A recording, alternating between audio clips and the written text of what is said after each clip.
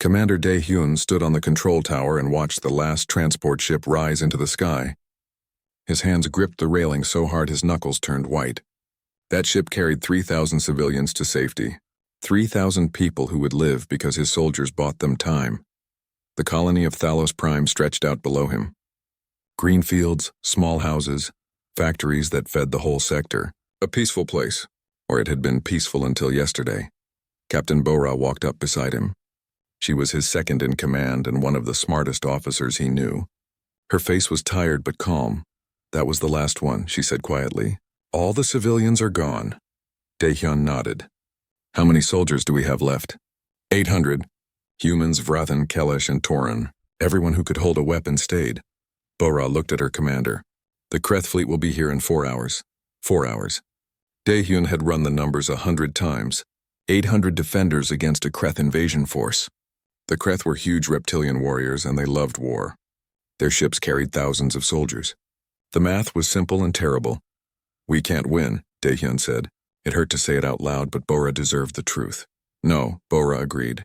"But we can make them pay for every meter of ground. And maybe," she trailed off, "maybe help will come," Dae-hyun finished.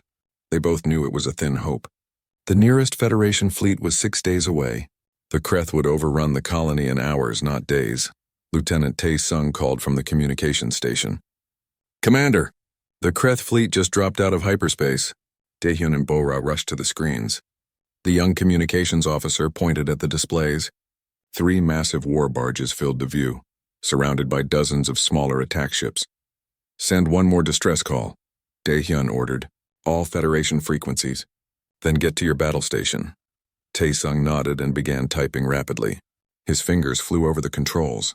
After a moment, he looked up. "Message sent. Any Federation ship in range will hear it." "Good," Dae-hyun said. "Now let's show these Kreth what happens when they attack a Federation colony." The first Kreth drop pods began falling from the sky like burning rain. They slammed into the ground at the edge of the colony. The pods opened and Kreth warriors poured out. Each one stood 7 feet tall, covered in thick scales, carrying energy weapons that glowed with deadly light. Sergeant Ji-won watched them come. She commanded a squad of 20 human soldiers holding a narrow street between 2 buildings. It was a perfect choke point. The Kreth would have to come through here to reach the spaceport. "Hold your fire," she told her squad. "Wait until they're close. Make every shot count." The Kreth advanced in a loose formation. They moved with confidence, like predators who knew they had already won. Ji-won felt her heart pounding, but her hands were steady on her rifle. "Now!" she shouted. 20 rifles opened fire at once. The Kreth in front fell, surprised by the coordinated attack. But more kept coming. They returned fire, and the air filled with the sound of energy weapons and bullets. Private Hyojin crouched behind a barricade with her medical supplies. She was the youngest person in the squad, barely 24 years old. When the evacuation started, she could have left with the civilians. Instead, she volunteered to stay. Someone needed to take care of the wounded. A soldier near her took a hit and fell. Hyojin ran to him, keeping low. Energy bolts flashed over her head. She dragged the wounded soldier behind cover and started working. "You'll be okay," she told him. "Stay with me." The battle raged for hours. G1's squad held their position, but they paid for it. 4 soldiers dead, 6 wounded. The Kreth kept coming like a tide that never stopped. On the eastern side of the colony, Captain Zelthik commanded the Vrathan defenders. The insectoid officer moved with precise efficiency. His people were logical fighters, not emotional ones. But even Zelthik felt something close to respect for the humans. They fought with a determination that defied logic. Night fell. The colony was surrounded. Fires burned in a dozen places. Dae-hyun looked at the tactical display. They had lost 200 soldiers. The Kreth had lost more, but they had thousands more to spend. His defenders were being pushed back slowly but surely toward the spaceport. "We need to consolidate our lines," Bora said. She pointed at the map. "Pull everyone back to the spaceport perimeter. Make a circle. It's easier to defend," Dae-hyun gave the orders. Through the night, his soldiers fell back in organized groups. G1's squad was among the last to withdraw. They moved through dark streets carrying their wounded, leaving their dead behind with whispered apologies. By dawn of the second day, all the defenders had formed a circular perimeter around the spaceport. The circle was barely a kilometer wide. 400 soldiers remained standing. Ammunition was running low. Medical supplies were almost gone. Heejin worked without sleep, moving from one wounded soldier to another. The Kreth attacks continued. Wave after wave crashed against the defensive line. The defenders fought back with everything they had. Human soldiers and Vrathan warriors and Kelesh gunners fought side by side. Different species, different cultures, but united in one purpose: survive. "Commander?" Taesung called. "The Kreth are sending us a message." Daehyun nodded.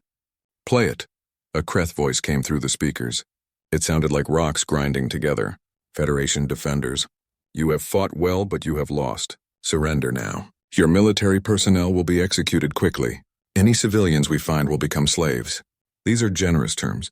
You have 1 hour to decide." The message ended. Every person in the command center looked at Daehyun. He stared at the screen for a long moment. Then he smiled, cold and hard. "No response," he said. "Let them have their answer in bullets." Bora smiled too. Ji-won, listening on the combat channel, felt pride surge through her exhaustion. Zelthik's mandibles clicked in approval. Even young Haijin, covered in other people's blood, stood a little straighter. The Kreth launched their final assault. Thousands of warriors came from every direction at once. The sky filled with energy fire. The ground shook with explosions. The defenders fired until their weapons overheated, reloaded, and fired again. Ji-won's squad was down to 8 soldiers. They held a section of the line that kept bending but wouldn't break. Soldiers fell around her, but she kept fighting, kept shouting orders, kept her people together. In the command center, Daehyun watched the defensive perimeter collapse section by section. They had maybe 30 minutes left before the line broke completely. He prepared to give the order for a final retreat to the command bunker. They would make their last stand there. Then Taesung screamed, not in fear but in shock and hope. "Commander! Commander!" Massive energy signatures just dropped from hyperspace. Human signatures. "Military transponders." Daehyun spun to the display. His heart stopped, then raced. There on the screen were dozens of human warships. Fast attack ships, heavy destroyers, carrier vessels. A whole fleet. Taesung looked at his commander with tears running down his face. "Sir," he said, his voice shaking. "The shock troops are here." For the first time in 2 days, Daehyun felt hope. The space above Thalos Prime exploded with violence. Human warships tore into the Kreth fleet with terrible precision. Daehyun watched through his macro binoculars as human destroyers danced around the massive Kreth war barges. The human ships were smaller but so much faster. They struck from angles the Kreth couldn't defend, fired their weapons, and moved before the enemy could respond. Railgun rounds hammered into Kreth armor. Missiles streaked through space like shooting stars. One of the war barges tried to turn and fight, but 3 human destroyers surrounded it and opened fire. Within minutes, the huge Kreth ship was burning. "They're running," Bora said, watching the tactical display. The Kreth fleet was breaking apart, each ship trying to escape. The human warships pursued them like hunting wolves. Captain Zeltik stood beside the humans, his insectoid eyes wide. He had studied military history for decades. He had never seen a fleet fight with such coordinated fury. The humans moved as if they shared one mind. "The Kreth ground forces are trapped," Taesung reported.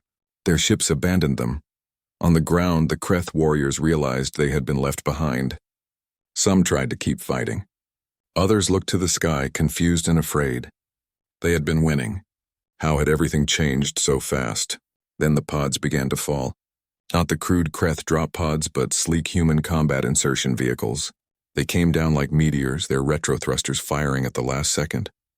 The pods hit the ground hard and opened immediately. Soldiers poured out, already firing. These were not regular soldiers. These were Earth's shock troops, humanity's elite warriors. They wore advanced armor that made them look like metal giants. They carried weapons that hummed with power. They moved with the confidence of soldiers who had done this 100 times before. Major Kyungsu was the first one out of his pod. He was 38 years old and had been fighting for humanity for 20 years. His armor was scratched and scorched from countless battles. He raised his rifle and scanned the area. His soldiers formed up around him without needing orders. They had trained together for years. "Alpha Company, advance," Kyungsu commanded. His voice was calm, like he was ordering breakfast instead of leading a combat assault. "Priority 1, relieve the defenders. Priority 2, eliminate all hostile forces. Move." Captain Ha-yoon led her platoon into the eastern sector, where the Kreth had nearly broken through. She was 33 and had been fighting since she was 20. She knew every tactic, every trick, every way to win. Her soldiers followed her like she could walk through walls. The Kreth warriors in that sector saw the humans coming and opened fire. Energy bolts struck Hayun's armor and bounced off. She didn't even slow down. She raised her rifle and fired a 3-round burst. A Kreth warrior fell. Another burst, another enemy down. Her platoon spread out and advanced in perfect formation. Ji-won watched from her defensive position. Her squad had been fighting for 2 days straight. They were exhausted, almost out of ammunition, nearly broken. Then the shock troops arrived. She saw Hayun's platoon hit the Kreth flank like a hammer. The enemy that had been pushing forward suddenly found themselves fighting for their lives. "Join the attack," Ji-won shouted to her remaining squad members. Fresh energy surged through her tired body. They were not defending anymore. They were winning. Lieutenant Sang-hoon set up his heavy weapons team on a small hill. He was 29 and operated the experimental plasma cannon that Earth's military had just developed. The weapon was huge, mounted on a tripod, and could destroy almost anything. Target: Kreth heavy armor, 200 meters, Sang-hoon said quietly. He was always quiet, even in battle. His hands moved over the controls with gentle precision. The plasma cannon hummed and fired. A bolt of superheated energy crossed the distance in a heartbeat and struck a Kreth armored vehicle. The vehicle exploded in a ball of flame. "Next target," Sang-hoon said, already adjusting his aim. Sergeant Yoon-ji was a combat engineer, 30 years old, and an expert at building or destroying anything. She led her team through the colony streets, setting up defensive positions for the advancing shock troops. But she also looked for opportunities. There, she pointed at a fuel storage facility. "If we rig that correctly, we can channel the Kreth into a kill zone." She grinned. Time for some redecorating. Her team worked fast, setting charges and running wires. 10 minutes later, a large group of Kreth warriors ran down a street trying to escape the advancing humans. Yoon-ji pressed the detonator. The fuel storage exploded. Not outward, but in a controlled direction. Fire and debris forced the Kreth to turn down a different street, right into Sang-hoon's firing zone. The plasma cannon spoke again. Corporal Min-ho moved through the colony like a ghost. At 26, he was the youngest member of the shock troop command team, but maybe the most dangerous. He was a scout, trained to move unseen and strike without warning. While the main force attacked from the front, Min-ho circled behind enemy lines. He found a Kreth command post in an abandoned building. 5 officers studying maps and arguing about what to do. Min-ho marked the position and sent the coordinates to the fleet. 30 seconds later, an orbital strike turned the building into rubble. Major Kyung-soo fought his way to the colony command center. The fighting was heavy, but his soldiers were unstoppable. They had trained for years for exactly this situation. Fast deployment, overwhelming force, complete victory. Dae-hyun met him at the command center entrance. The colony commander was covered in dust and exhaustion. His armor was damaged. His face showed 2 days without sleep. But he stood straight and saluted when Kyung-soo approached.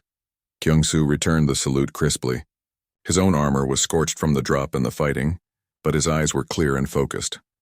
"Commander Dae-hyun," Kyung-soo said. "Major Kyung-soo, 3rd Fleet Shock Troops Alpha Company. We're here to relieve you." Dae-hyun's voice cracked with emotion. All the stress, all the fear, all the desperate fighting crashed over him at once. "Major, thank God you came. We couldn't hold much longer." Kyung-soo's expression hardened with determination. He had seen what the defenders had accomplished. 800 soldiers holding against thousands. He knew courage when he saw it. "You don't have to hold anymore, Commander," Kyung-soo said. "Now we attack." Bora and Hayun worked together to plan the counteroffensive. The colony tactical officer and the shock troop captain found they thought alike. Bora suggested using the colony's industrial areas to limit Kreth movement.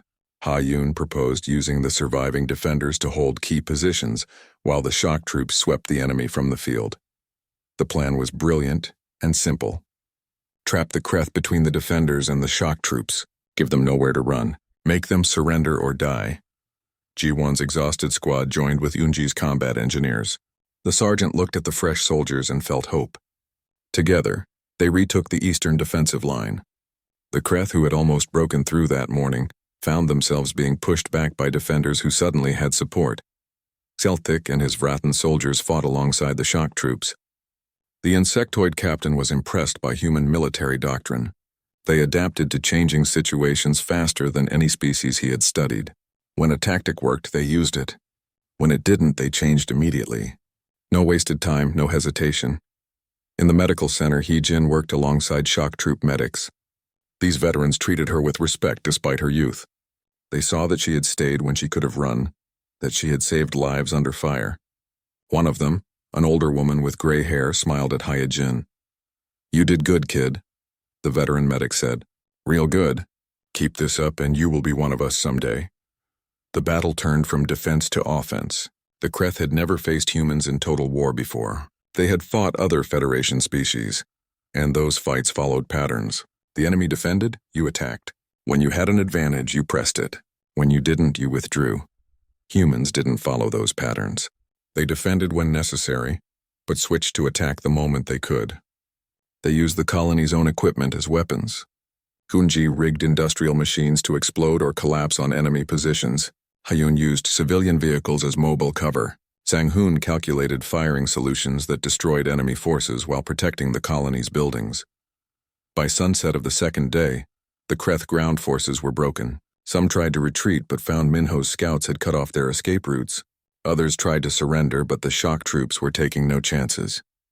Only when the Kreth threw down their weapons and lay on the ground did the humans stop shooting. Dae-hyun stood on the spaceport tower again. This time, instead of watching enemies approach, he watched them flee or surrender. Kyung-soo joined him, removing his helmet.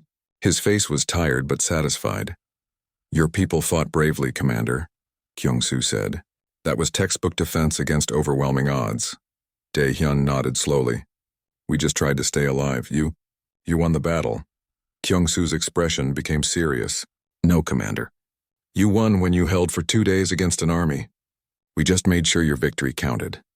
Below them, Ji-won's squad shared food rations with Hayun's platoon. Soldiers who had been strangers that morning were becoming friends. Hyojin moved between them all, treating wounds and sharing smiles. Zelthic discussed tactics with human officers. Dawn of the third day brought grim work.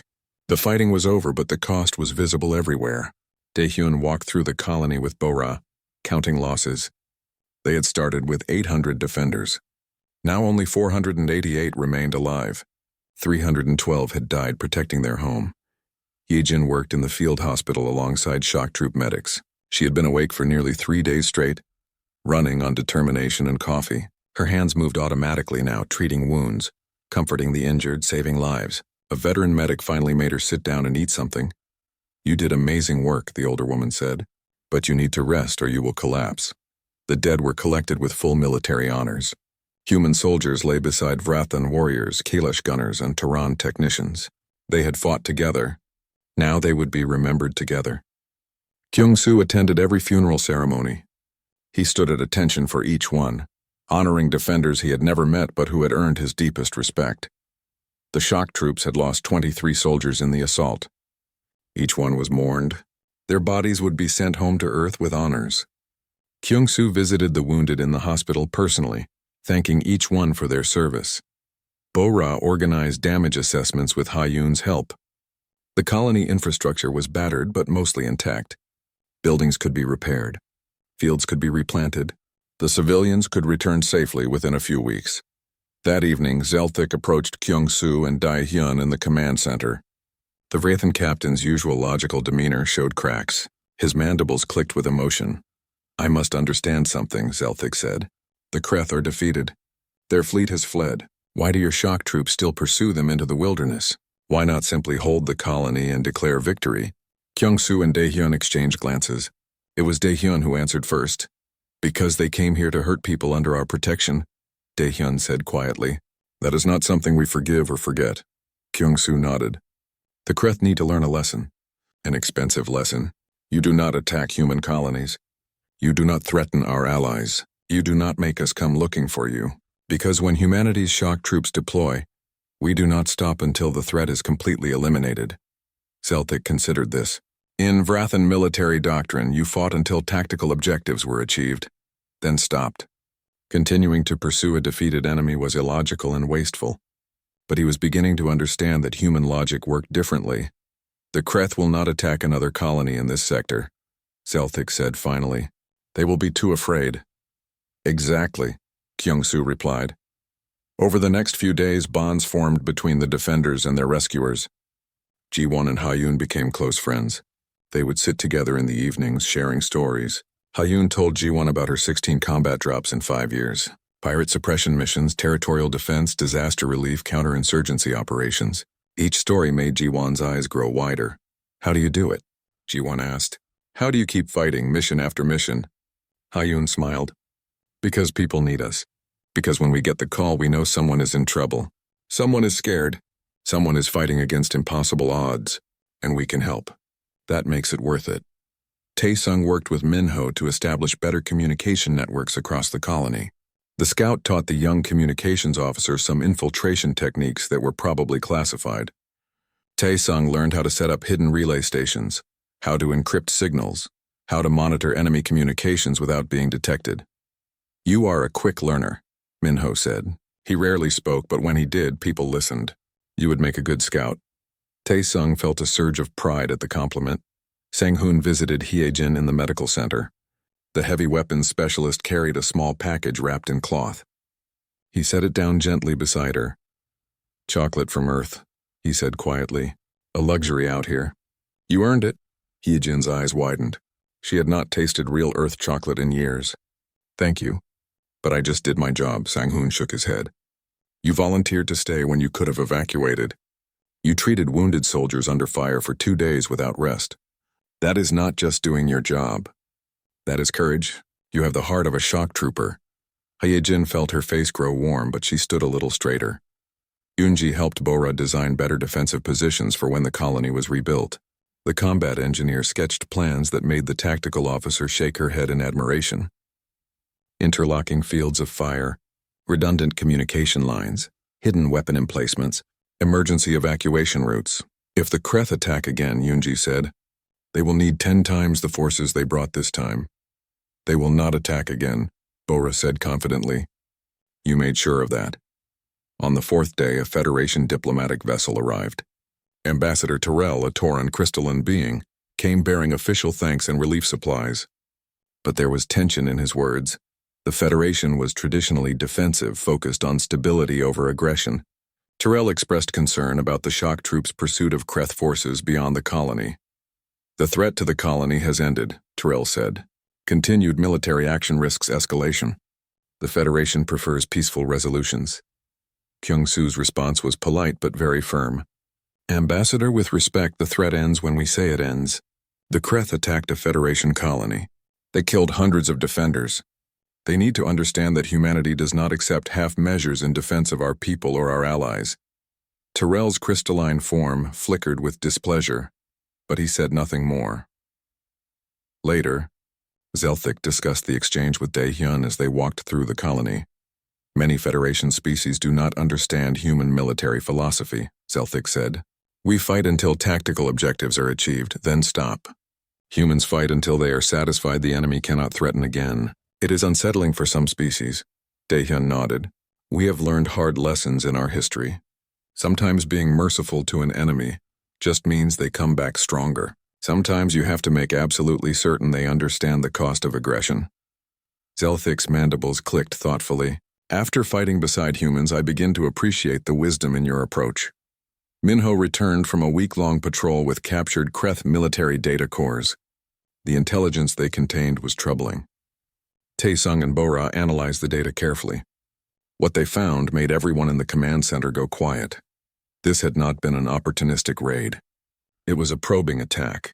The Kreth Dominion was testing Federation defenses, looking for weaknesses.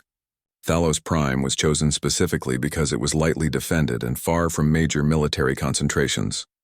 Bora studied the tactical plans, and her face grew grim. They were testing us, testing whether the Federation would fight back effectively, whether our alliances meant anything. If the colony had fallen easily, more attacks would have followed. Kyung-soo and Dae-hyun reviewed the intelligence reports together that evening. The Major's expression was serious. They learned what they needed to know, Kyung-soo said. Just not the lesson they expected. Dae-hyun agreed. They learned that even a small group of Federation defenders will fight to the last. They learned that human shock troops can deploy across half a sector in hours. And most importantly, Kyung-soo finished the thought, They learned that attacking our allies brings the same response as attacking Earth itself. That is a lesson written in the wreckage of their fleet. On the 5th day, Hayun's pursuit team returned with Kreth prisoners. Among them was a war captain, a high-ranking officer. Under interrogation, the Kreth officer was defiant at first. Then they showed him footage of the battle. He watched in silence as his forces were systematically dismantled by defenders and shock troops working together. His expression slowly changed from pride to confusion to fear. "Your species is young," the war captain finally said. "You have been in space for less than a century. How can you fight like this?" It was Heejin who answered. She had come to bring medical supplies and heard the question. The young medic, who had volunteered to stay when she could have run, looked at the Kreth officer with steady eyes. "Because we take care of each other," she said simply. "Hurt one of us and the rest come running. That is what you do not understand." The war captain had no response.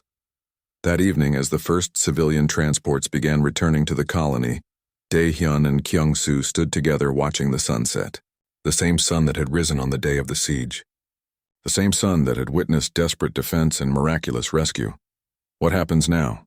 Dae-hyun asked. Kyung-soo's answer was simple and certain. "Now we make sure everyone knows what happened here. The Kreth attacked a Federation colony," humanity responded. "And the Kreth learned that some prey bites back." News of Thalos Prime spread across the galaxy like wildfire. Within weeks, every Federation species knew about the battle. Every military academy studied it. Every diplomat discussed it. The fight became known by different names. Humans called it the Last Stand. Other species called it the Lesson of Thalos. Tai Sung had carefully edited footage of the battle. He made sure it showed both the courage of the defenders and the effectiveness of the shock troops. The video spread through military and civilian networks. Millions of beings watched human and alien defenders hold against impossible odds. They watched the shock troops arrive and turn certain defeat into overwhelming victory. Zeltik wrote a detailed report for Vrathan High Command. His analysis became required reading for Vrathan officers across their entire fleet. The key conclusion was simple but profound. Never assume human forces can be easily defeated, regardless of numbers. Humans fight with coordination, adaptability, and protective fury that few species can match. On Earth, politicians debated the military response. Some argued the shock troops had been too aggressive. They said pursuing the Kreth beyond the colony risked wider conflict. Others, especially military leaders, argued it was necessary to establish deterrence. Admiral Yi, commander of the Third Fleet, testified before the Human Defense Committee. She was a veteran of 40 years, respected by everyone.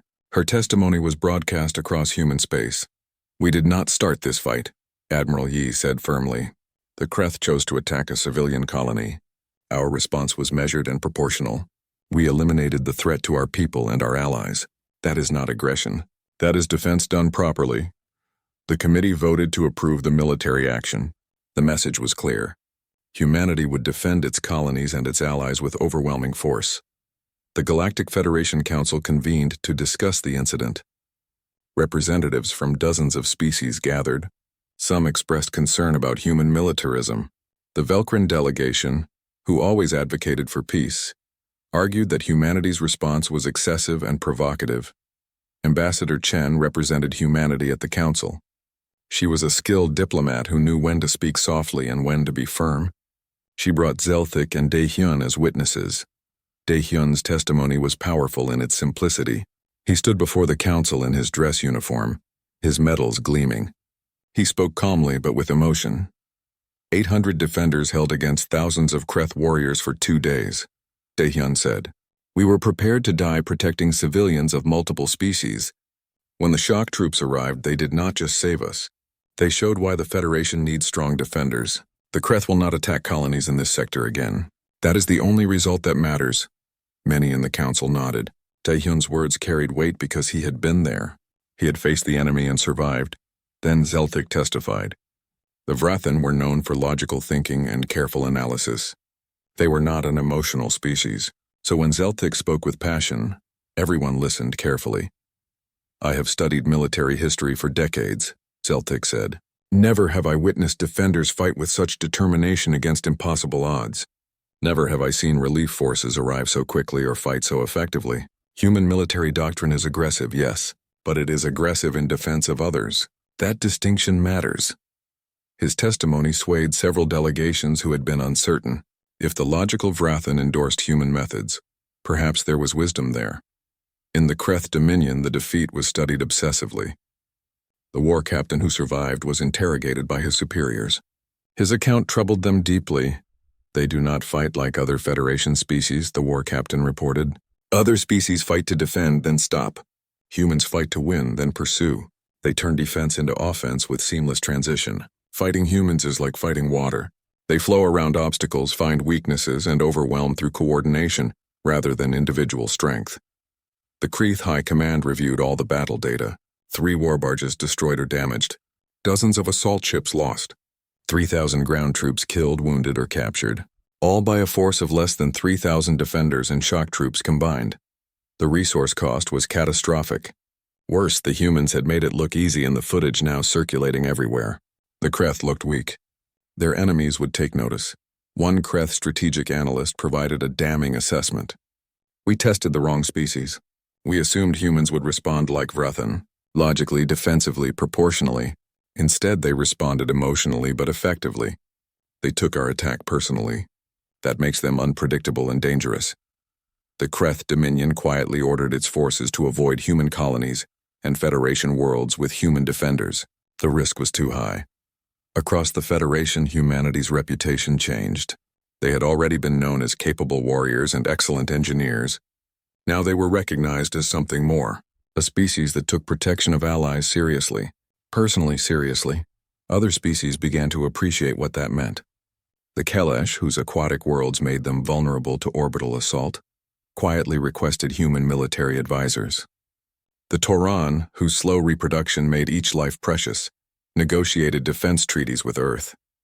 Even species that disliked human culture had to admit something. When humans said they would protect you, they meant it. They would come running. They would fight. They would win. The battle had personal consequences too. Jiwan was promoted to lieutenant and offered a position with a shock troop training unit. She accepted without hesitation. The chance to teach new soldiers what she had learned at Thalos Prime was an honor. Hayun became something of a legend among shock troops. The assault leader of Thalos Prime, young soldiers would ask her for advice. Veterans would nod respectfully when she entered a room. Hyejin was recruited for advanced medical training at Earth's premier military hospital. She initially declined, feeling she was needed on Thalos Prime. But Kyung-soo convinced her otherwise. The colony needs good medics, Kyung-soo told her gently. But the next colony that gets attacked needs someone with your courage and experience. Go learn, come back stronger, then teach others. Hyejin left for Earth a month later. She promised to return. Taesung was recruited by Federation intelligence. His work maintaining communications during the siege and spreading the battle footage had impressed many people. He now coordinated information operations across multiple sectors. Sang-hoon continued to develop new weapons while serving as a tactical advisor. His plasma cannons were refined and deployed across the human fleet. He said the weapon that saved Thalos Prime could now save other colonies. Yoonji led a military engineering corps that designed defensive installations across Federation space. Her work made dozens of colonies more defensible. She joked that she had retired from blowing things up to building things that could not be blown up. Minho's activities became classified. Rumors suggested he led deep reconnaissance missions into Kreth space, gathering intelligence to prevent future attacks before they happened. Celtic was promoted and now commanded the Vrathan Rapid Response Division, a new unit created specifically because of lessons from Thalos Prime. He maintained close contact with human forces and became an advocate for integrated Federation military doctrine. 3 months after the battle, the Federation Council voted on a resolution. The Velkrin had proposed condemning human military aggression at Thalos Prime. The resolution failed spectacularly. Only 3 species voted in favor. Instead, the Council passed a different resolution. Formal recognition of Earth's right to maintain rapid response forces throughout Federation space. It was a diplomatic victory for humanity. Dae-hyun and Kyung-soo watched the vote from Thalos Prime. Bora was with them in the command center. She understood the deeper meaning. They are not thanking us for saving one colony, Bora said. They are acknowledging that someone needs to be willing to hit back when Federation worlds are threatened. And right now that someone is us, Tae-sung added quietly from his station. That is a lot of responsibility. Kyung-soo nodded. Yes, but that is what we signed up for. Protecting people is never easy or simple. It is just necessary. Dae-hyun looked at the major. The colony commander and the shock troop leader had become friends over the past months. They understood each other. Will there be other attacks? Dae-hyun asked.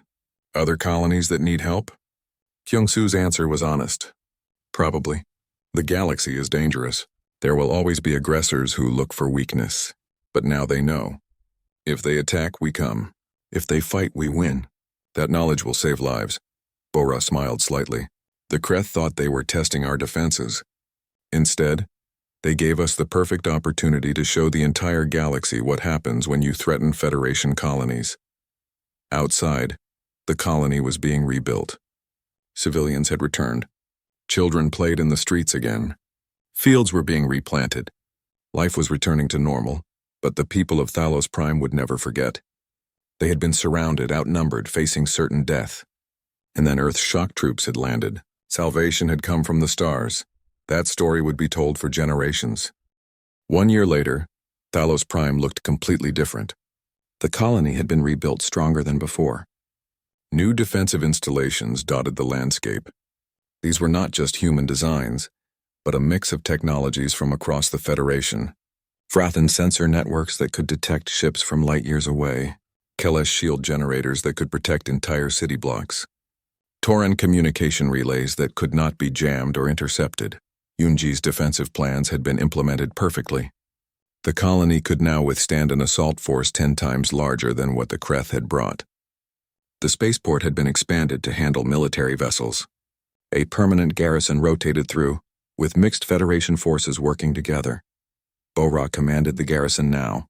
She had been promoted to major, and had become an expert in coordinated multi-species defense. She walked through the command center each morning, greeting human soldiers and alien officers with equal warmth.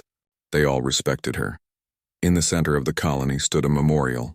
It was made of polished black stone that reflected the sky. On the stone were carved the names of all who had died in the battle. 312 defenders, 23 shock troops, human names beside Vrathan names, Kelesh names, Tauran names. The inscription was simple but powerful. They stood together. They fought together. They protected each other. In this, they showed the strength of the Federation. Sang-hoon had designed the memorial. The heavy weapons specialist had an unexpected talent for art. The memorial was beautiful and solemn. Colonists visited it every day, leaving flowers, standing in silence, remembering. Dae-hyun had retired from active military service, but he remained on Thalos Prime.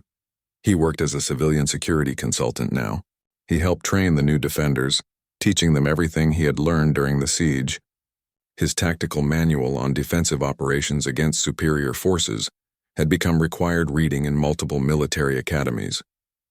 Every morning, Dae-hyun visited the memorial.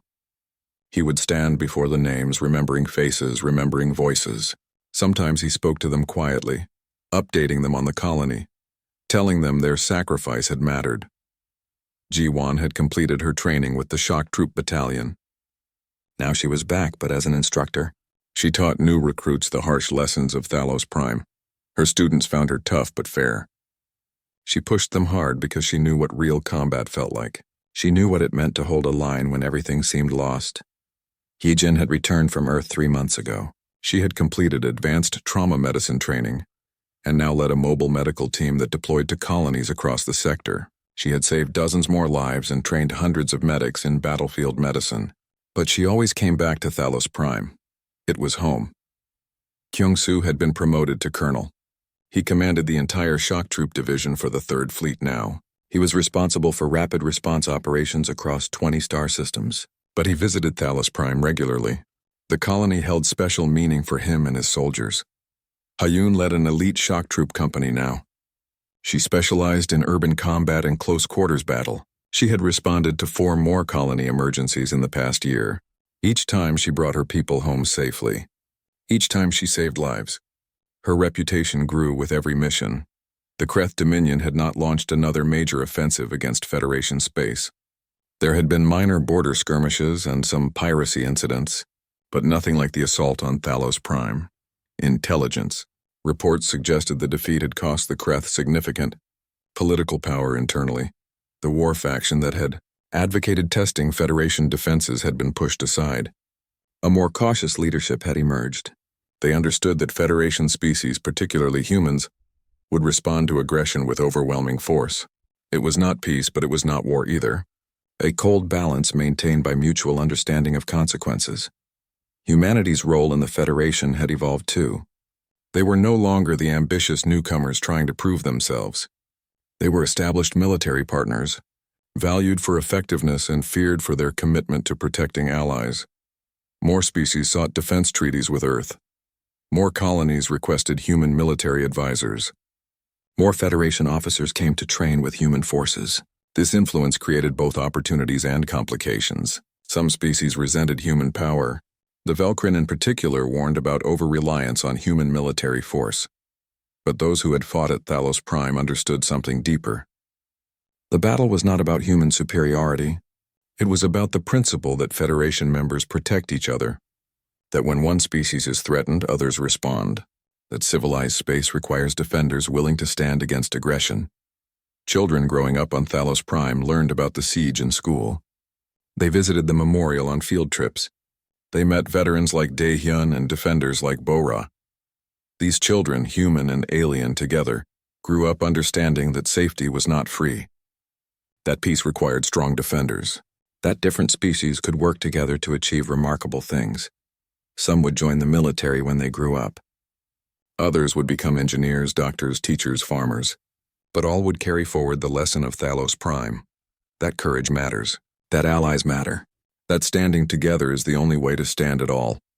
On the anniversary of the battle, a ceremony was held at the memorial. Veterans attended from across the sector. Ambassador Terrell, the Tauran who had initially questioned human methods, gave a speech. He acknowledged that sometimes aggressive defense of peace is necessary. His words showed how much attitudes had changed.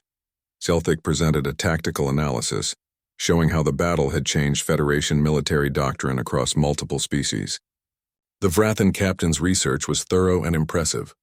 Many species had adopted elements of human rapid response tactics, but the most powerful moment came from Hee-Jin. The young medic who had been terrified during the siege now stood confident before hundreds of people. She wore her uniform with pride. Her medical insignia gleamed in the sunlight. She spoke simply and from the heart. A year ago I was scared.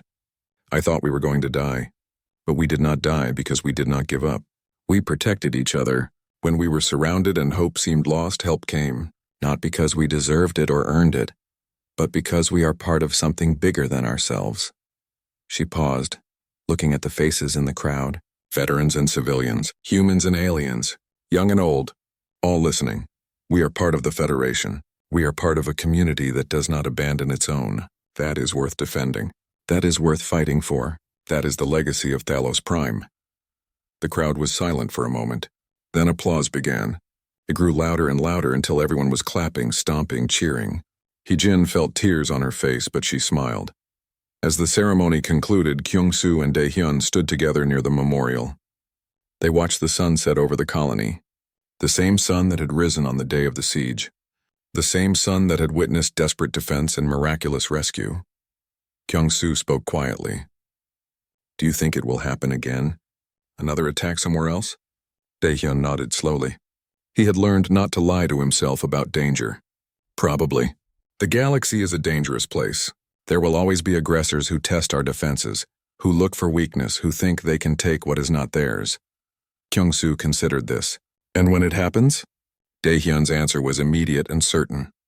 When it happens, defenders will stand. Hold the line, buy time. And somewhere human shock troops will get the call. They will board their ships. They will drop from orbit. And they will turn the tide. Because that is what we do. That is who we are. Kyung-Soo smiled slightly. A rare expression for the serious colonel. Humanity, fuck yeah. Daehyun chuckled. It was an old human saying that had become popular in military circles. A crude but honest expression of pride in what humanity could accomplish. Humanity. Fuck yeah, indeed. Daehyun agreed. They stood together in comfortable silence as darkness fell. Around them, the colony lived and breathed. People laughed. Children played. Life continued. The battle was over, but its lessons remained. Federation species protected each other. Humanity would come when called. Aggressors would face consequences. Bora joined them, carrying 3 cups of coffee. She handed one to each man and kept one for herself. They drank together, watching the stars appear one by one. Somewhere out there, among those stars, other colonies faced their own challenges. Other defenders stood their watches. Other families hoped for peace but prepared for war. And if the call came again, if another colony found itself surrounded by enemies, if hope seemed lost and defeat certain, the message would go out across space. Help would come. It would arrive in drop pods falling like meteors.